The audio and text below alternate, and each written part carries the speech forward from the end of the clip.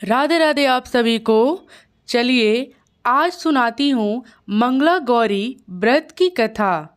आज सावन मास का मंगला गौरी का व्रत किया जाएगा।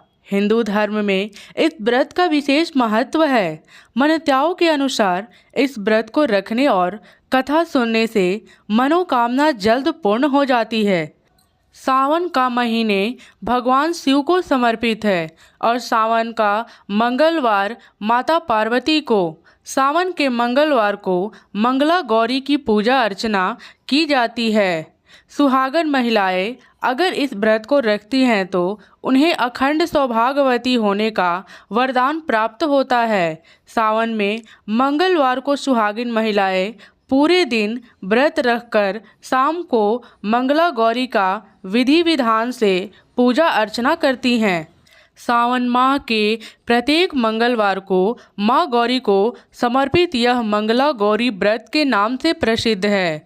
मंगला गौरी व्रत महिलाओं के बीच उनके पति की लंबी आयु के लिए जाना जाता है तथा महिलाएं इस कथा को पढ़ती हैं या सुनती हैं। तो चलिए मैं आपको मंगला गौरी की पौराणिक कथा को सुनाती हूँ। आप इसे ध्यानपूर्वक सुने। एक समय की बात है, एक शहर में धर्मपाल नाम का एक व्यापारी रहता था। उसकी पत्नी काफ़ी खूबसूरत थी और उसके पास काफ़ी संपत्ति थी, लेकिन कोई संतान न होने के कारण वे दोनों अत्यंत दुखी रहा करते थे। ईश्वर की कृपा से उनको एक ही पुत्र प्राप्त हुई, लेकिन वह अल्प आयु था। उसे यह श्राप मिला था कि 16 वर्ष की उम्र में सांप के काटने से उसकी मौत हो जाएगी। संयोग से उसकी शादी 16 वर्ष से पहले ही एक लड़की से उसकी शादी हो गई, जिसकी माता मंगला गौरी व्रत किया करती थी। परिणाम स्वरूप उसने अपनी पुत्री के लिए एक ऐसे सुखी जीवन का आशीर्वाद प्राप्त किया था जिसका कारण वह कभी विधवा नहीं हो सकती थी, जिस वजह से धर्मपाल के पुत्र ने 100 साल का लंबी आयु प्राप्त की।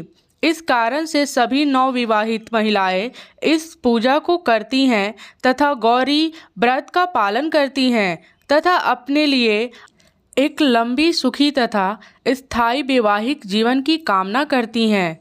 जो महिला इस मंगला गौरी व्रत का पालन नहीं कर सकती, उस महिला को श्री मंगला गौरी पूजा तो कम से कम करनी ही चाहिए।